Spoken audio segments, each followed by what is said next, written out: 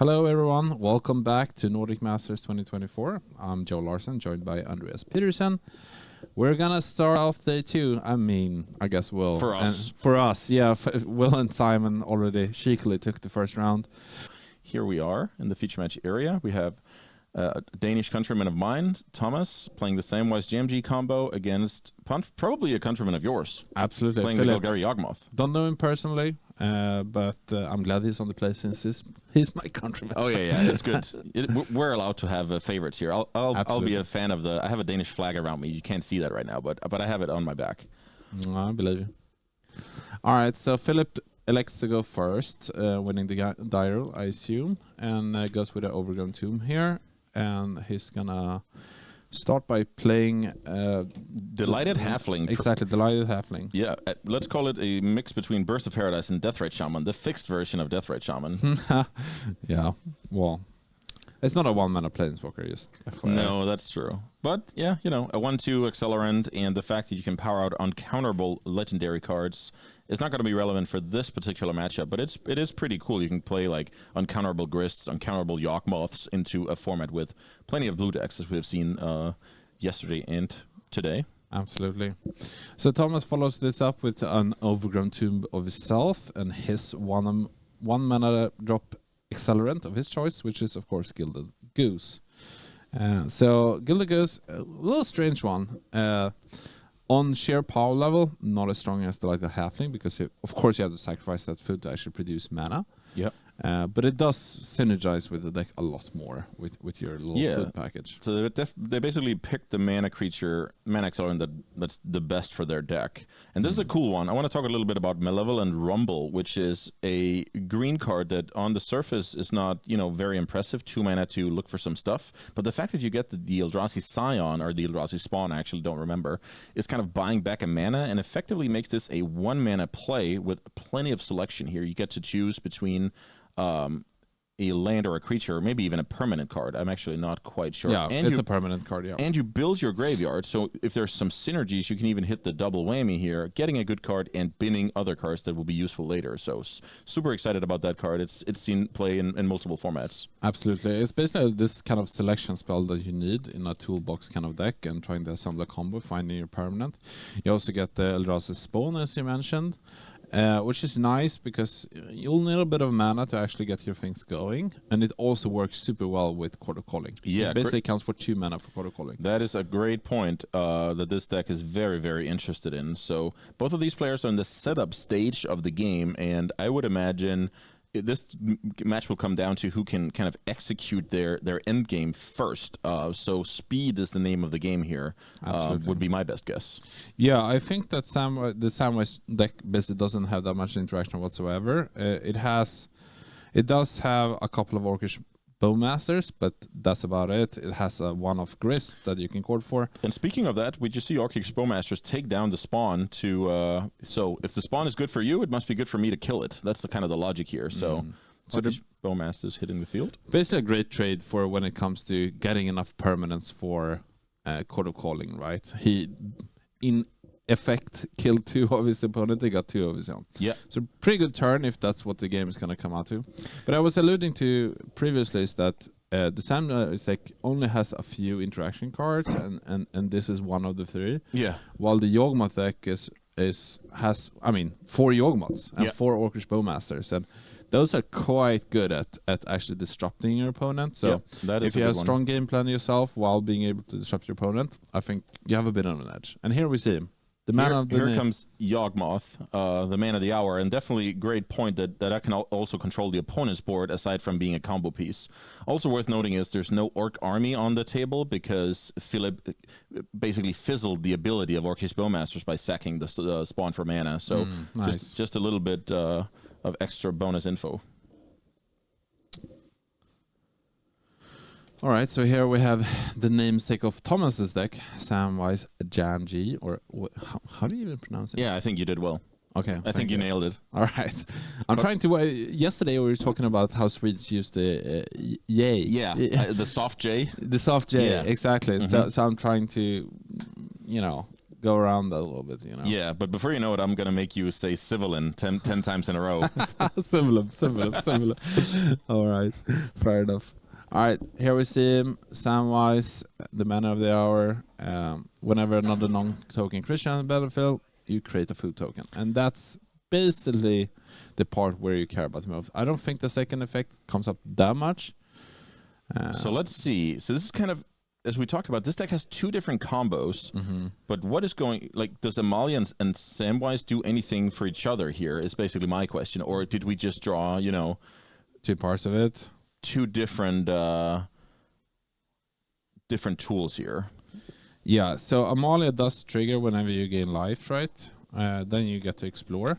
Okay. But so that's like the only synergy Yeah. that you have with Samwise, that it creates food tokens, but it's so slow, especially 2 mana to explore in game 3, and that's not too powerful. Oh, this Vizier is probably something we have to look a little bit into. Absolutely. Yeah. The green-black 2-drop here is for sure part of a combo that I'm trying to figure out.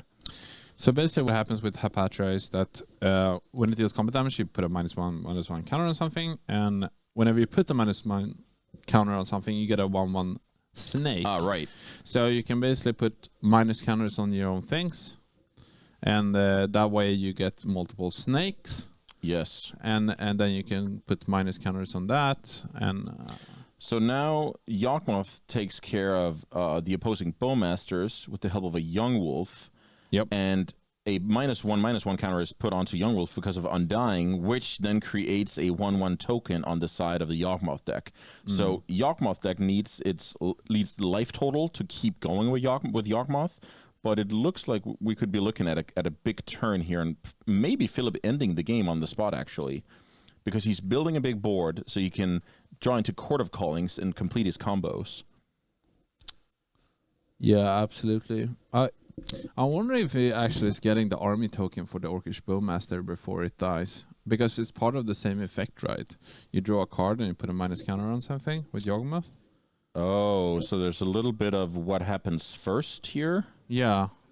Interesting. I'm wondering if the trigger is ever put on the side. Maybe it dies on resolution and you got a token anyways. I don't know. Whatever. The armor is in play. Players probably know better than we do. They have been playing their decks for forever. And they're supervised by judges. That as well. All right, so basically you can see Filip is basically going off here. He's not going off in the infinite sense because he doesn't have any way to gain life, so Yawgmo will have an end to the shenanigans. Yep. But he can basically disrupt Thomas in a way where it's going to be very hard for Thomas to kind of set up his own kind of game plan. And every time that Young Wolf enters back, we create a 1/1. So that 1/1 is something that can either attack for lethal on the following turn, or it's something that that can help cast a Court of Calling. I'm just trying to see if he's one piece away from winning. Like, there must be something about the Cutthroat. Here we go. The Cutthroat should win the game on the spot, right? I think so, yeah. I think it's going to be game over, roll over. He can basically create infinite 1/1s with Habatra and Yawgmo, and since the only limit to his infiniteness is paying life for this, he will drain Thomas out. So very nice game for Filip. Basically displayed this deck in a great way. Great start, set up his combo, had a couple of pieces that disrupted his opponent. Didn't care about Orcish Bowmaster because Yawgmo took care of that. Yep. And we're going to game 2. Yeah, pretty standard stuff here. One deck drawing, the incorrect combo pieces, and one deck drawing the correct combo pieces. So that's kind of the... Yeah. Yesterday we showcased a game of this combo deck where the opponent pithing needled basically they guessed wrong basically, and this deck was able to capitalize and win with the other side of the deck, right? But the downside is you can sometimes draw mismatching combo pieces. Absolutely. All right, so here we see the sideboard of the Amalia deck. Amalia deck doesn't have that much interaction, so very much looking to get some of that. We see Piffing Needle can take care of Yawgmo. Pretty good card, I'd assume. I like the Fatal Push as well. Yeah. Okay, you were going there. Okay. Fatal Push to kind of disrupt your opponent's combo, but also slowing them down, killing their first mana accelerant. Endurance is a card which is, I think, quite nice. I mean, depends on how many cards you need to set up yourself. If you have extra cards that you can like kind of pitch to get the instant speed. A well-timed Endurance can do good things here in response to Undying, right? Exactly. So it's not fantastic, but it can give you a turn, and maybe that's enough. Yeah, the main thing is the 3-4 body of endurance is not incredibly important, but disrupting your opponent can be important. So, yeah, it's kind of a choice if Thomas wants to be focusing on his own stuff or actually try and throw a wrench in the plans of the Yawgmo deck. Absolutely. Yeah, I think you might take out the birthing ritual, don't you think? Very. So birthing ritual, slow, perhaps. Yeah, kind of slow value card can grind away, but let's look at the sideboard options for the Swede here. I see a card like Meat Hook Massacre. Do you know that card? Absolutely. Yeah. I mean, maybe it's possible you want to, clear the board, your opponent's board from small stuff, but it could also be, too slow, too late. Not sure about that one. I like the pushes though. It's nice with Meat Hook Massacre because it like kind of counts as a combo piece because you can gain life. With Yawgmo with it. However, it's like kind of slow and it also kills your own creatures, honestly. So I'm not sure this is the right matchup for it. Perhaps, I mean, it's fantastic as Boris Energy, I'd assume. Yep. However, like the Filip pushes that we mentioned in the previous sideboard, probably going to come in. Yeah, pretty similar sideboard, actually. Yeah, Abrupt Decay, Endurance, perhaps. We're going to see the Jailer as well. The 0-4 that basically makes it hard to combo off, but it also makes it hard for himself to combo off. Yeah. But the thing is, like, if you have Yawgmo, you can always just sacrifice it and you can go off yourself. So maybe that's fine. That's kind of interesting angle that we can get rid of it when we don't need it anymore. Yeah, and then we pop off ourselves. All right, so some assortment of those cards. I wonder what's going to go out. We have some, like, I don't know how much Haywire Might's going to do, probably that much. Maybe, since it's closed deck list, maybe you want to leave it in because it's the opportunity is cost is pretty low, and being able to have it if your opponent has, I don't know, like some... Yeah, that's a great point. This deck is very stacked with stuff they need in order to function. So maybe we're looking at the Haywire Might and maybe it's a little bit of trimming, like one Bowmaster, one Soul Cauldron, like stuff like that, like trimming a little bit to keep your core intact and only just add a little bit of interaction. Yeah, maybe some Malevolent Rumbles could go out. Like if you stock your deck with like cards that you need after sideboard, you're gonna have it, like the need to kind of set up like Ponder Effects and Impulses and whatever. They do get worse per sideboard in a way. Yep. Because your deck is chock full of the things you actually need per sideboard. The Grist, I think the Grist is tough. I mean, it's not the fastest thing, but being able to destroy so many creatures of your opponent's board, if you have access to Cauldron, for example, could be good. I don't know if you want the full 4, however. Some amount of those cards will probably go out. I assume. It's a good point. The Grist does not shine in this basically combo mirror. Grist is great against other, grindy decks that's trying to grind down and counter your key cards so you can't combo and the games get a little bit grindy. And Grist does not exactly excel here because of the stuff you mentioned. Absolutely. All right, so here we go. Shuffling up, we have an opening hands from both Filip and Thomas. Filip claimed the first game with his Hapatra plus Yawgmo and Swordport Cutthroat combo. Yeah, that was pretty cool to see out of the gates. Beautiful deck, really. Like all of those synergies. I always really admire those who like see a new card, then they just go back in the archives and come up with some cool combos. I really think that's cool. I'm more of a tweaker than a brewer myself. I see. I'm the other way around. Okay, nice. Yeah, tuning's just too boring for me, man. Okay. I don't know. So whenever we were testing for like the Pro Tours, I always brewed a bunch of decks, and most of them were pretty bad, I'll be honest. But the thing is like I couldn't help myself. I want to try this, I want to try that, and it's like a thankless job in a way, because if you're the one that's playing like the most played deck or tuning something, you're probably going to get more and better practice for the Pro Tour, because it's like more likely that we're going to play one of those decks that we have on our radar instead of trying to beat them with like brews and stuff. But I mean, it was too fun, and you need those too. So if you enjoy the process, it sounds a lot of fun, right? Yeah, I mean, then you'll be more passionate about it, and you'll probably spend more time and try more. I mean, there's a reason why you become good at what you like, right? Definitely. Practice makes perfect, and Magic is no different. All right, so Thomas mulliganed to 6. Seems like he's keeping his hand, and I assume he'll be going first since he lost the first game. And let's see what he leads up with here. I would guess it's very few constructed decks in any formats that want to go second these days. Absolutely. You remember the old Dredge deck? Yeah, manaless dredge. Yeah. That's true. That's a good exception. Yeah. The exception to the rule. And I mean, sometimes with like the old, like reanimated decks, you went like second, and or you didn't go second, but when you were second, you were like they were fine about it. They were fine because they went to discard, and then next turn, there was a reanimate. I use that a lot when I play Vintage Cube. The draw step as my build my own entomb. I love that. Nice. The discard step rather, not draw step. All right, so not the best start for Thomas. It is an important part of his kind of puzzle, but it doesn't like accelerate the other cards in his deck. However, the thing with Thomas's deck is he doesn't need to play a combo piece that costs 4 mana like Filip does. Yep. His combo pieces they cost 2 or 1 mana. So if he just plays them right out and Filip doesn't have much, that's it. In theory, we can see a line of like a turn 3 kill here with the ABC pieces being Viscera Seer, Samwise, and the cat, right? Absolutely. That would be a very good reason to keep this hand. Yeah. And here we have Amalia. Okay, so more of the same, like two different sets of combo pieces. But still threatening from the point of view of Filip, right? Absolutely, yeah. I don't think Viscera Seer especially helps Amalia combo. Exactly.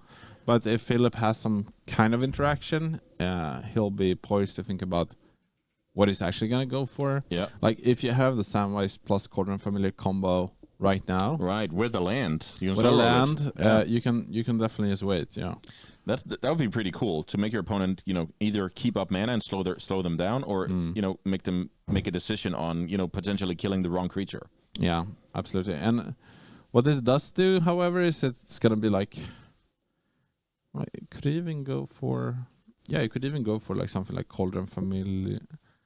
I was thinking about if he can kind of get a chord in some way. If he has like Samwise plus Cauldron land, that should also be enough, right?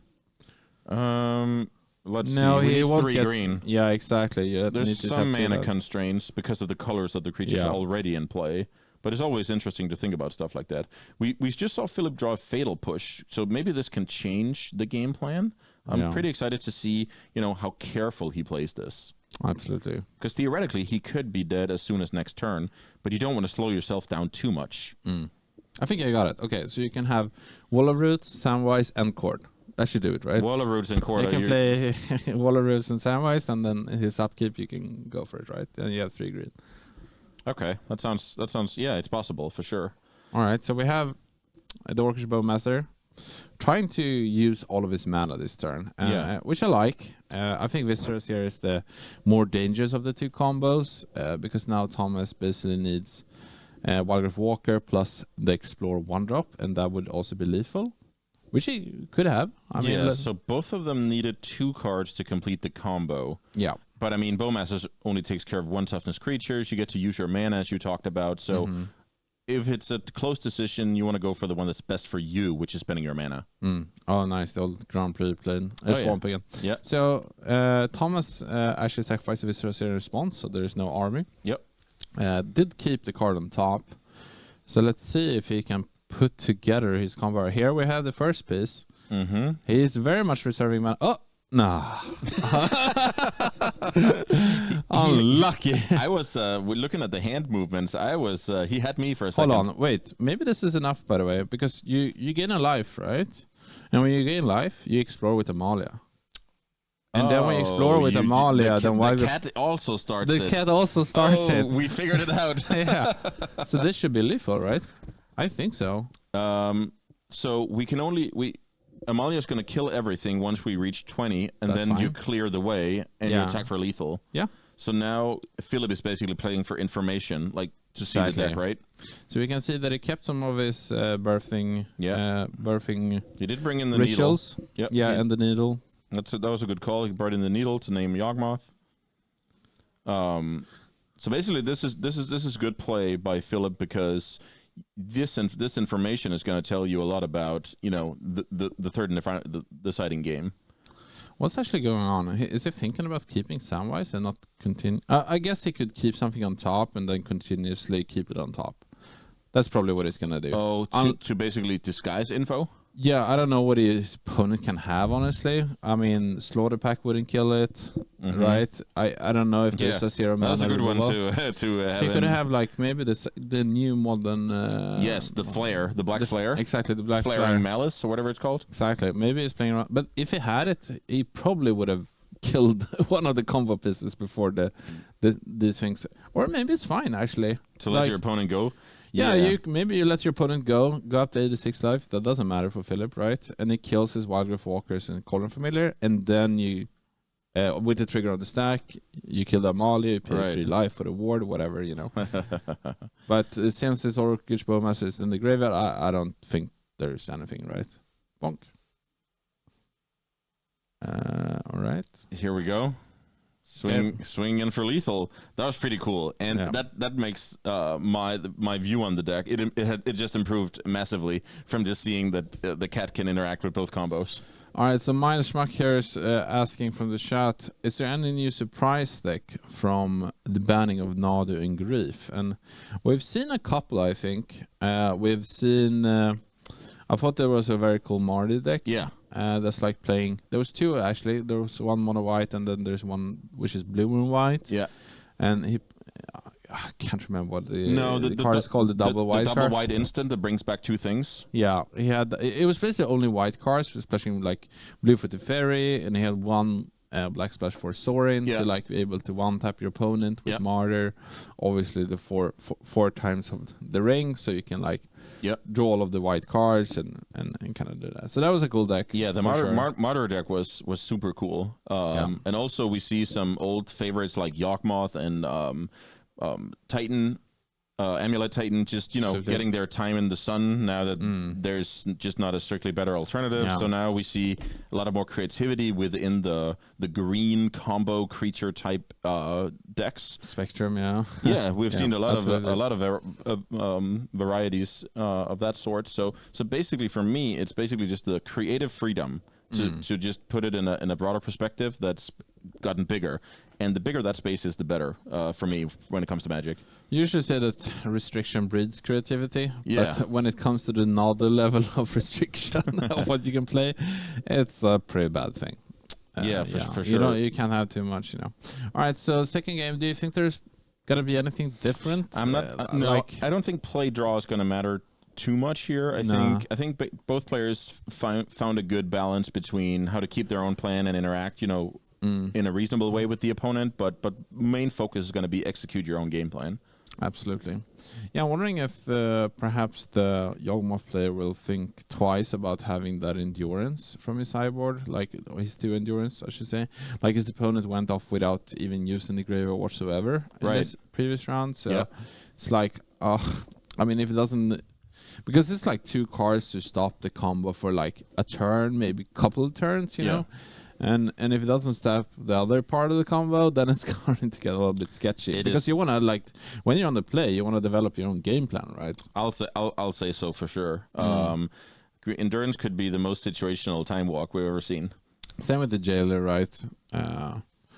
Yeah, I think he's only gonna have his fail push and those drop decay. You can think about Thoughtseize, but I don't think you need Thoughtseize on the draw. I think you just want to do your own thing, basically. Yeah, that's a good point. I'm excited to see what the players actually end up doing for Game 3. Pretty interesting matchup here. A lot of small interactions, but mainly they're looking to execute their own stuff, which is... But again, the exception to the rule is there for a reason. So I would want to see some interactive Game 3 here. That's what I'm hoping for. Absolutely, yeah.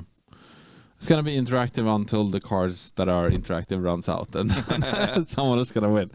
Somebody's going to end with a bang here. That's inevitable. Yeah. It's not like we're seeing Eliza's deck with like one Splinter Swing combo of countering your own Flage combo and then only reactive cards. Oh, yeah. It's going to end at some point from this. All right, so opening 7, Filip elects them all again. Worth mentioning is both of these players are sitting pretty at 7 and 2. Which is... That puts them on table 3, right? So that puts them up there, and I even think they will both have, a loss to give and still playing for top 8. So plenty of Magic to play for today, even despite, not necessarily winning all your matches to begin with. Absolutely. I don't wanna promise anything, but I think we're talking about like X3 and 1 problem makes it. X and 3 is locked for sure. Yeah. Elias was talking about like maybe someone on X and 4. Depends on how many draws there are. So I think these players with 5 rounds to go, this being one of them, is definitely in a right position to claim a top 8. Definitely. And this structure actually reminds me a lot of like the Pro Tour structure, like what kind of record you need to top 8. There's a bit more losses to give. We play a bit more rounds. I like that structure a lot. Yeah, for sure. Because in the old Pro Tour it was only 16 rounds. Yeah. Or it was 8 plus 8, right? Yeah. It's still 16. I checked recently. Oh, nice. I'm glad you can remind an old man like myself. All right. So Filip keeps his second hand. I see a Young Wolf. I see a card on the bottom. Let's see what he starts with. It's going to be a Verdant Catacombs, I think. Also worth noting, these players had no problem fetching Shocklands in this matchup because the chip damage is so unlikely to matter in the grand scheme of things. So you want your ability to cast your cards way over, being careful with your life total. Absolutely. Yeah, there's no Blood Moon, Harbinger of the Seas. There's no like Demolition Fields, Visceral, whatever. Yep. So, no, I totally agree. I mean, it's so unlikely. And you even saw Thomas had, 86 life when he won last round? And even that doesn't matter, I don't think. Yeah. All right, so let's see if we're going to have a Young Wolf start with or something better. Okay, it's going to be a little Hermit. A Halfling, sorry. I always say the ranged Hermit. I don't know why. Are you a Lord of the Rings fan? Yeah. Okay. I mean, I'm not a diehard fan. No, okay. Like not liking Lord of the Rings. I mean, come on, dude. I actually don't. I don't enjoy it. What the hell? What's wrong with you? I think all the nerdy stuff I want to do is going to be just magic. And then everything else is like, Holy shit, you're so binary. Yeah. You're so binary. Yeah. Either or. Either or, all right. The total mirror here with Overgrown Tomb and Halflings are staring each other down, but the important part being Filip is on the play and has access to 3 mana first. Hold on, wait. Back up. So you're saying you haven't read the books? Nope. Have you seen the movies? No. Holy.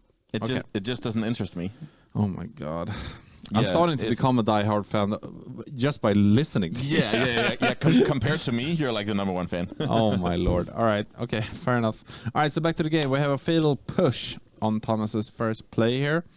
That little halfling gets in for 1 precarious amount of damage. I mean this could turn into a Golgari Zoo deck here. Sure. I mean, so I think the way that Filip can win with damage and not like any combo means is that if he has a Yawgmo, right? Yeah. Because then he can disrupt Thomas's combo while attacking. I think that's basically the only way that. What this about does the conventional let's damage. say fatal push, grist draw, Bowmaster.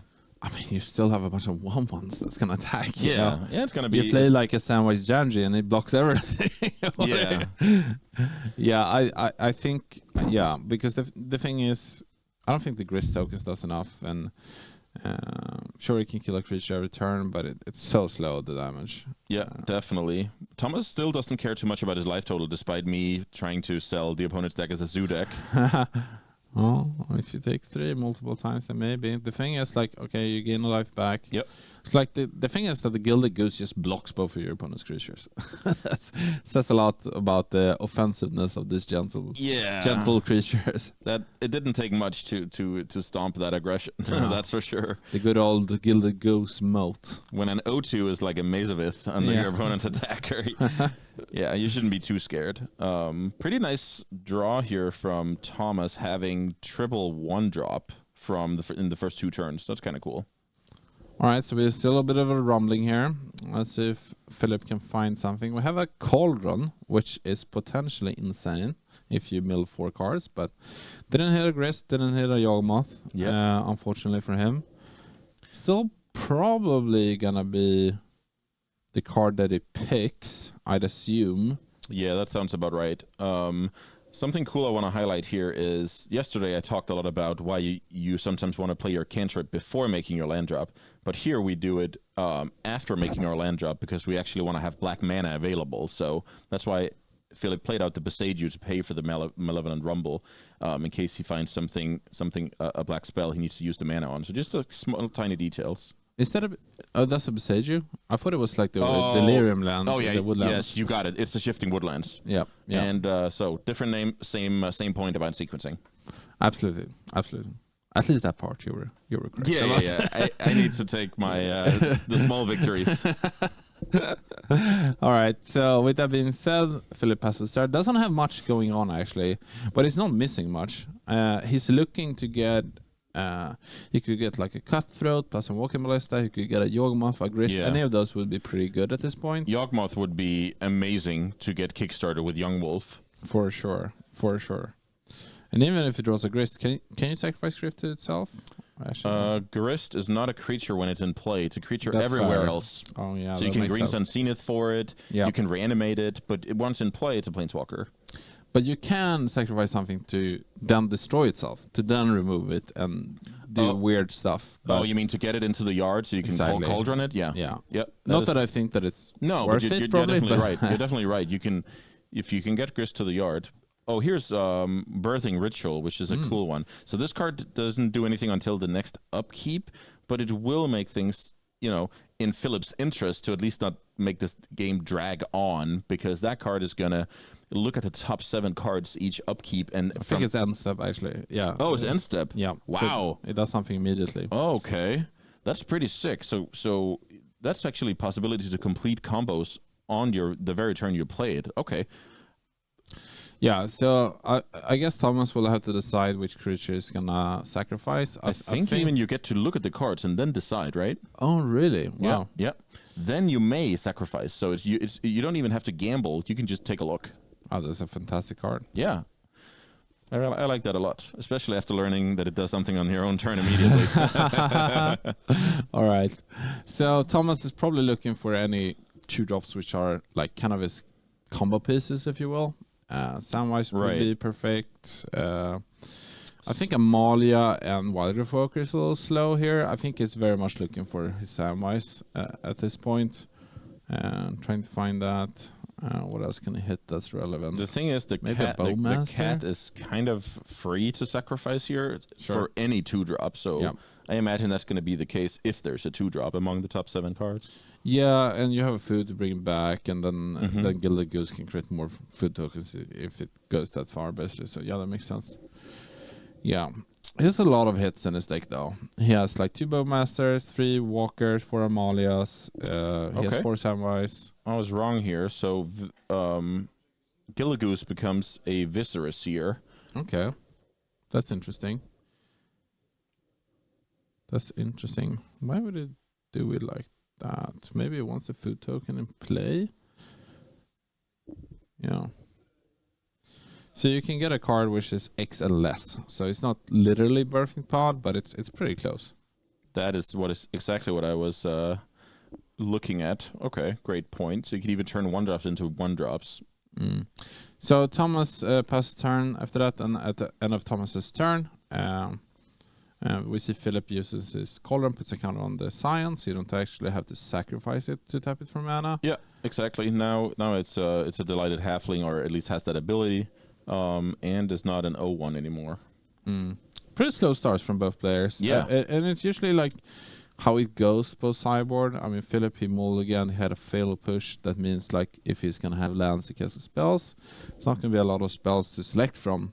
To have that extra chances for him to assemble his combo. Yeah, this is definitely pretty classic. But only one of the players interacted with the opponent so far. So Thomas's I think it's just maybe built into Thomas's deck that his draws, like the different combo pieces, there's just a bit of variance built into that just by nature. Yeah. So here we see a Haywire Might. Let's see if he's gonna use it to actually destroy that Birthing Ritual. Yeah, I think this will hit the exile before we reach Thomas's end step. Absolutely. You have a little bit of time here because of how Birthing Ritual is worded, so the might can potentially, block or tap for a chord or whatever in the meantime. Yeah, no reason to do it now. I don't think he's expecting Thomas to have any kind of split-second cards. So I think this is just fine. Waiting. Not that I think his opponent's going to attack, but, might as well. Yeah. Also, you're representing Court of Calling right now. The opponent does not know how much you can court for, where if you sacrifice it, you lose a mana, and you're giving up information about your hand, basically. Yeah, basically no reason. Yeah, Just bad. yeah. Only good reasons to wait. What you can do as well in this situation is that you can exile something to put a counter on Haywire Might, and then you have 4 mana to activate that Shifting Woodlands if you have Delirium. I'm not sure if Filip does. Not that I think he will do it, but No. he does have enough mana to do that. That is a cool catch, that you can turn that into a mana creature, and all of a sudden you have more options. It's pretty cool how many options a card like Agartha's Soul Cauldron provides you. I feel like whenever I see it in a vintage queue, Yeah. I have to read it so many times. Yeah, it's tough. It is, right? Mainly I treat it as a graveyard hate card. Right? Yeah. Okay, yeah, that's true. Mainly I treat it as that. Like, it's so rare that you have like, oh, I have a Gristlebrain in my deck, so maybe I can make something happen. It's so rare. It's true. Someone in chat, Blake here, mentions that Might can't have for mana because, of course, it has Summoning Sickness. I should have catched that. Yeah. But Great catch. yeah, for sure. He does have 4 mana to use it if he sacrifices his Scion. Not sure if he wants to do that because I don't think... Since there's a God's Cauldron in play, it's unlikely that Filip has relevant cards in his graveyard.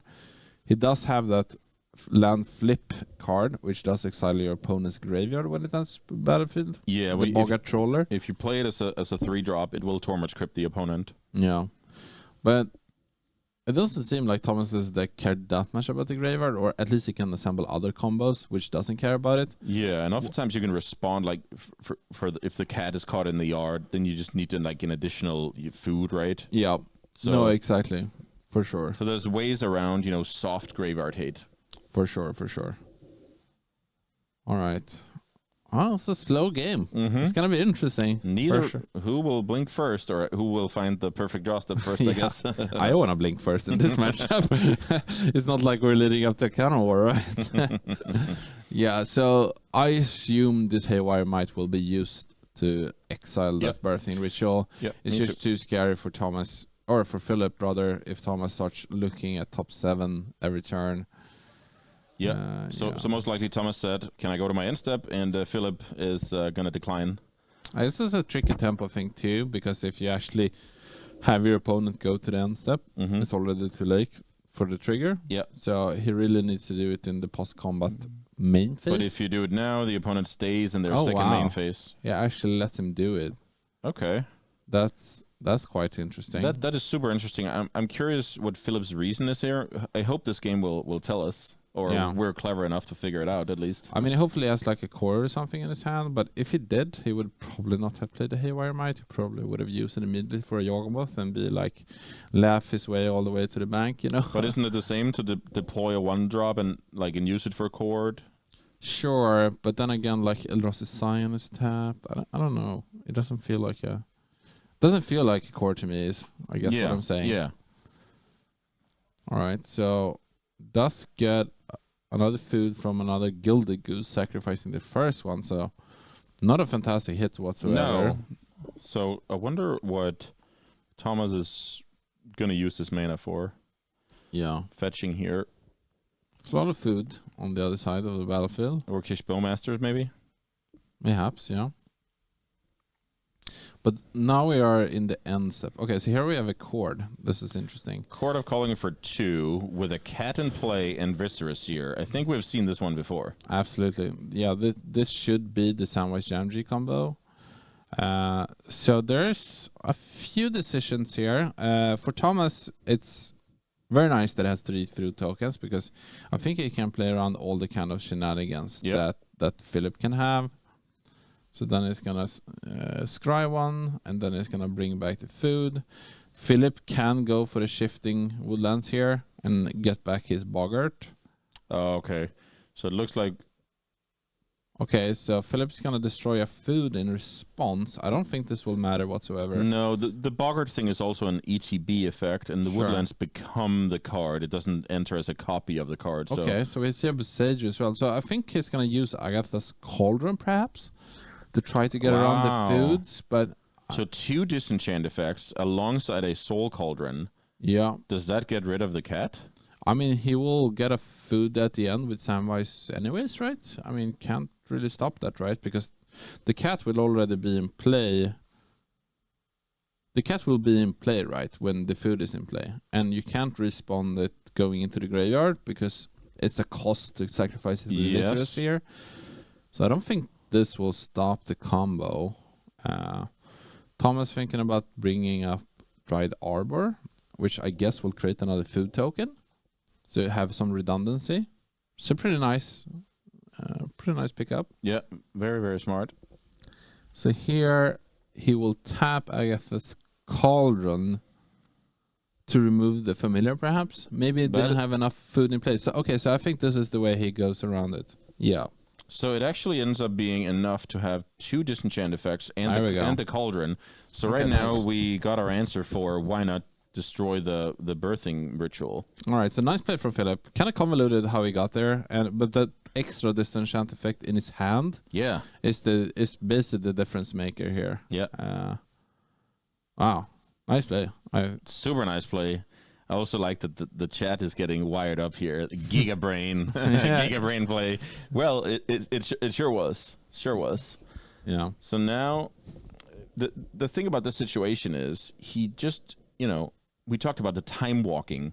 That's basically what he did here. The opponent still has, a birthing ritual going on, and we're not completing any combos. So we live to fight another day, but we did not turn the corner.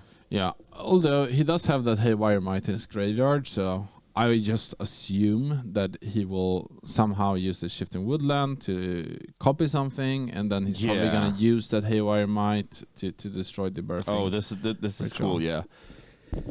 So Filip draws a fetch land, gets a survey land to get some extra information. I like this because it makes you be able to maybe hit a Yawgmo to remove instead. Yep. If not, he gets some extra information about what he's going to do. And this turn, I think Filip is poised to actually destroy that or exile that birthing ritual. But then again, no reason not to wait. Exactly. So Cauldron here will probably turn, maybe the Young Wolf into a Haywire Might, and we will see the sacrifice here. That would be quite cool. Can also second copy here kind of throws a wrench in that plan. Okay. I can still sacrifice both of his guys with +1/+1 counters. Especially a removal for the halfling, right? Yeah. Okay, that's not bad. Yeah.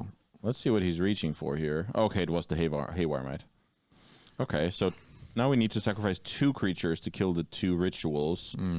Yeah, I'm wondering if Filip is gonna, if he's thinking about using his woodland first, but I don't think he can. Like, sure, he can tap him for mana, but he still needs green to sacrifice the creatures with Haywire Might. Okay, so he does copy it. Interesting. But he only has 1 extra green, right? Okay, so he kills 1 of the rituals. So he decides it's better to keep creatures in play to have outs for, drawing cord and stuff like of that nature. It seems like it. It's very scary though. Yeah. I mean, he just needs to hit the familiar here and the game is over, right? Yeah, lots of hits here. Because I think now you have enough food tokens, right? You can create one with Gilded Goose. You get another one when another creature enters the battlefield. You can sacrifice that Dried Arbor, for example. Yeah. I kind of like that if you don't have a Quarter Calling here or whatever, something else to play. I kind of like creating a food token before the end step trigger happens with the Dried Arbor. Because if you find a familiar, you want that extra mana, perhaps. I don't know. Maybe it doesn't matter, but it's just some small optimization you can do. Yeah, that's a good one. All right. Okay, this is also interesting. This is something you can do. You can tap it for a mana, and then you can try to basically look at 8 cards. I think it's summoning sick though. The Arbor, right?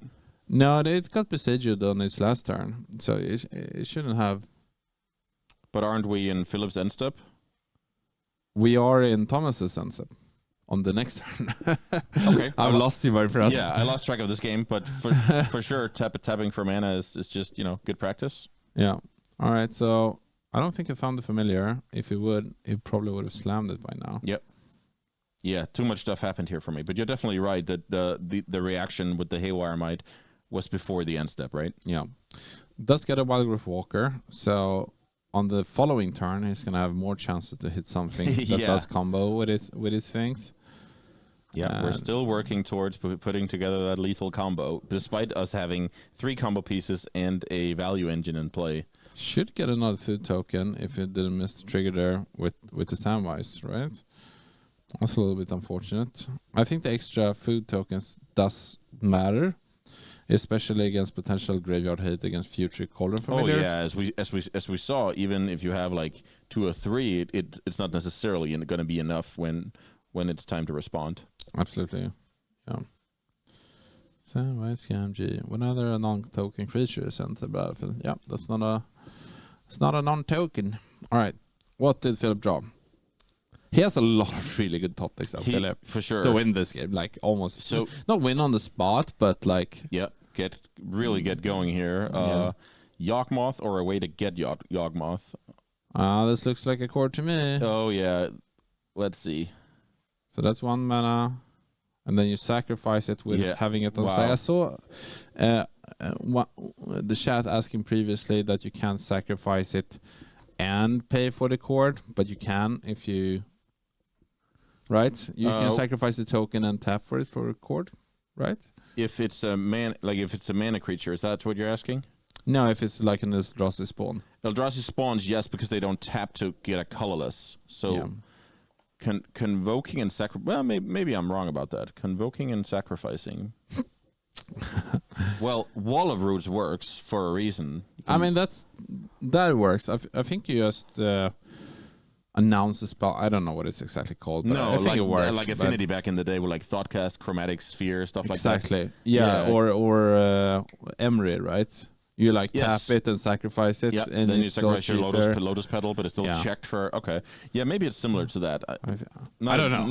Not a judge. We played a lot of Magic, but we're not judges. Yeah.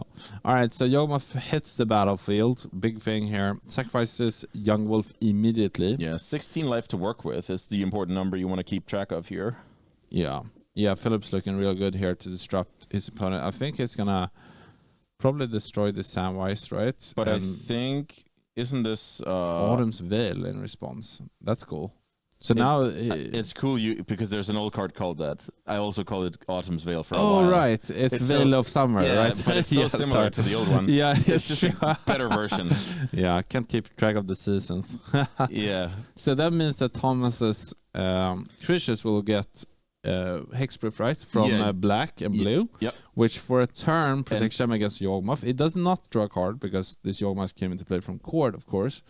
But he does get a turnish. I kind of hope that Filip would use. I guess he can't kill the Samwise here. It's okay. So the thing is, the Veil of Summer was... Yeah, but you can do it in your upkeep, right? Was that on Filip's turn? That was on Filip's turn, yes. So now the coast is clear for Yawgmo to do his thing. Absolutely. So with Amalia on the stack, I imagine Filip has something to say. Yeah. No. But if it's not like infinite, right? Because you can't sacrifice the halfling. You don't have an infinite unit to sacrifice to like make Young Wolf a 1/1 again, right? Because it won't come back a second time. It won't come back. So right now the Young Wolf is a 2/2, so it will not come back. Okay, got it. Yep. Yeah, so pretty interesting here. Yeah, that basically doesn't have enough stuff to sacrifice and do his thing. Yep. Okay, so it seems like Thomas hit at least a Cauldron familiar. Yeah. So that's something. And I mean, Filip can break it up at this point, but it's going to be costly for him, for sure. It's going to be kind of convoluted, honestly. Yeah, I'll say so, because there can be a point where you have to, intervene if the alternative is to lose the game. Sure. But that will put you at a very low resources. But you kind of have to do it. It's a forced move, right? I think another interesting thing here is basically if you gain life by just sacrificing the food in your main phase, you kind of force Filip to do something, right? Uh-huh. Because then the Amalia Wild Walker combo is going to pop off. Right. And then you kind of force him to either use Yawgmo from Amalia twice, which I think is fine because then it has sacrificed both his creatures. Yep. And then you can go for another type of combo. What Filip also could have done is like let everything resolve and make sure that Young Wolf doesn't have a +1/+1 counter to be able to jump. But still, it like destroys all of the creatures and.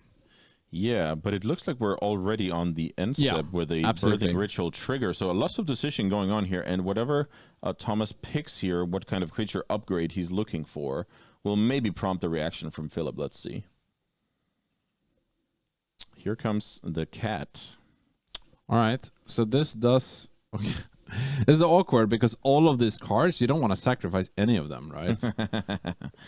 So if you sacrifice the Viscerous here, you won't have the combo with Cauldron Familiar either, because then you need another sacrifice outlet for the... It does start the Wild Rift Walker Amalia combo. I was about to say, it looks like Thomas now forcing the issue on the action here with when it comes to Yawgmo. The differences here, however, is that now you have 2 extra mana to start the chain again. So if you actually do respond by trying to destroy Amalia with minus counters from Yawgmo, you can just go for it again, basically. Because you have a food and 2 mana available? Exactly. Okay. Yeah. So currently on the stack is Cauldron Familiar and the Samwise jammed with triggers. Yeah. And now it's up for Filip to decide how was to go around this. Since it's in Thomas's end step, I think he just basically has to sacrifice a couple of creatures to draw some cards and then let this happen. Yeah. Because Amalia will destroy everything else, and at that point it's up to Filip to draw something that gets him out of this. It's quite likely that he will try to save his Young Wolf. Yeah, there you go. So basically removing this +1/+1 counter so you can get it back with Undying. Yeah, that definitely works. Because it's important to have a creature in play if you have the Cauldron, right?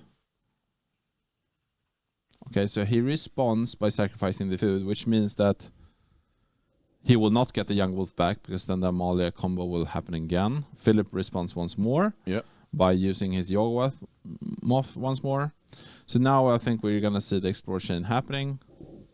This is crazy game. Yeah, definitely crazy game. As a reminder for the chat, we are in Thomas's end step, so this is in fact not GG because Thomas won't have a way to actually attack Filip in his end step. Yeah, very, very good point about this part of the combo not being able to finish the game on the spot if it's in the end step. The timing is incredibly important here. For sure. And Filip is gonna untap later with a Cauldron, 3 lands, the card he just drew, and then his draw phase, basically. Yep. I think the other draw thing is basically... It's also on the stack, right? The first Yawgmo targeting I was Young about to Wolf. say, shouldn't Filip have 2 cards in hand? But you may have cracked it. Yeah, so he sacrificed the Halfling first targeting the Young Wolf, right? For his draw. And then Thomas responded with sacrificing a food. So the chain kind of starts again. Yep. And it kind of forced Filip to sacrifice the Young Wolf. Keep responding.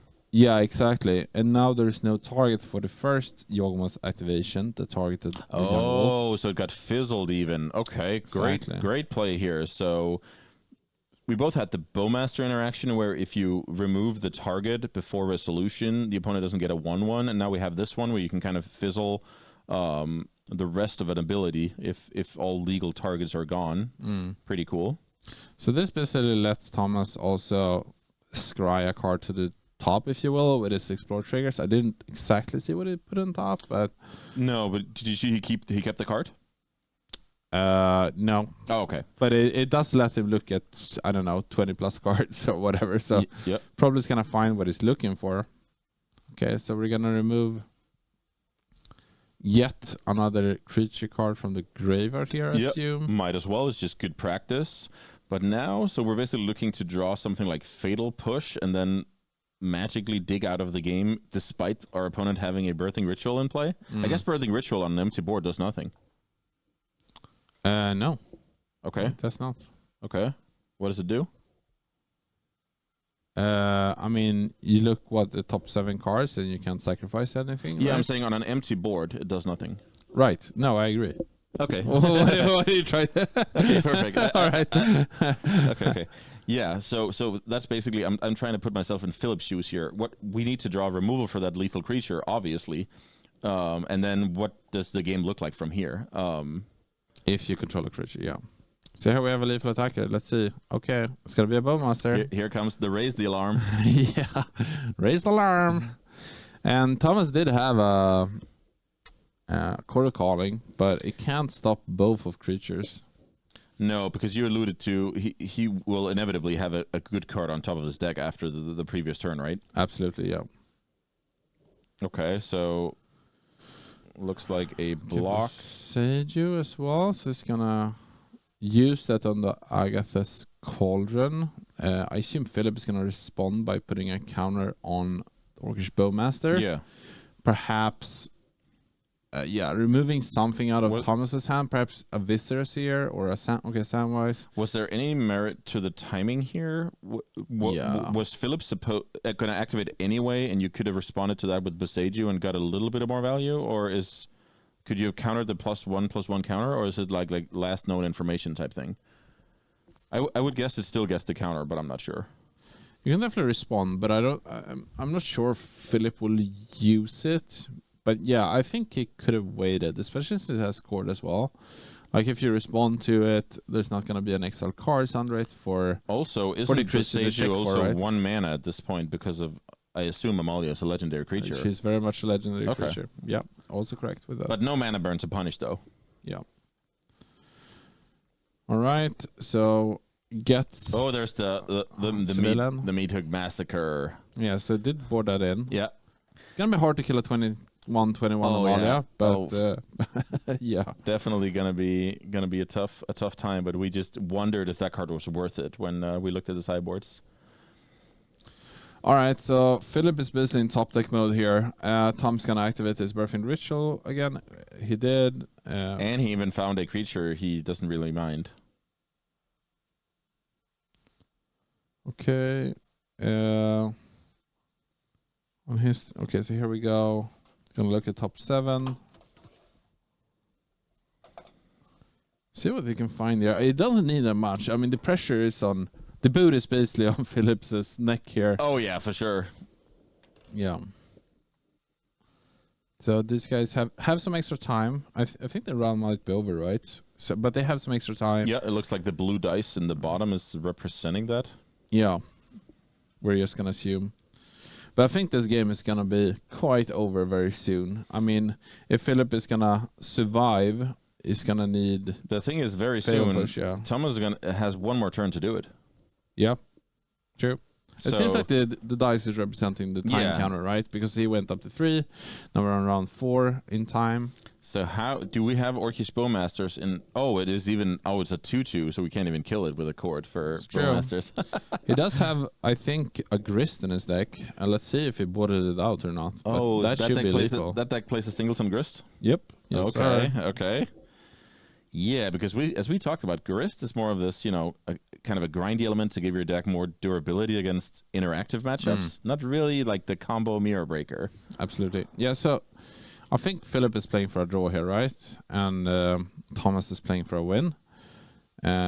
He is, however, very close at just winning without even attacking. He does have a cord in hand for that Viscera here. I think he should attack before this happens. I think he should. It doesn't really matter, probably, honestly. If but he has no way to remove the, yeah, there's maybe some like timing on exactly that card here. this right? is what I'm saying. Like now he can cord because if he attacks first, he has to jump. I think I would have left up cord, and in response to Filip tapping out, I just cast cord and kill you at instant speed with the combo of Samwise, Viscera Seer, and Cauldron Familiar. However, I don't think that Filip can find anything for 2 that stops the combo, and also okay. So- This is not enough, right? So basically, you're looking to be second to react in a situation like this. You want to respond to what your opponent's doing. Pretty cool execution here from Thomas. In the end, he gets the job done, just at very close to the finish line. And Absolutely. time is a real thing in Magic. Like For sure. it could easily have been the case that this would end in a draw. Thomas did what he could to close it out, and on the other hand, Filip did what he could to, not get closed out and play for the draw. 1 point is better than 0, so... Absolutely. Yeah, very cool game. I think that... I think the Yawgmo player had a bit of an edge in the matchup, but Thomas still figured it out and got the win, so congrats to him. He's going to move on to 8-2. Yeah, 8-2, sitting pretty. Sitting pretty. So, with that being said, 4 rounds to go. We're going to leave off and have some of our sponsors show their videos. Next up is going to be round 11. Yep. And you're going to get to see Will and Simon take the booth, and we're going to get a bit of a break. So take care, and I'll see you soon.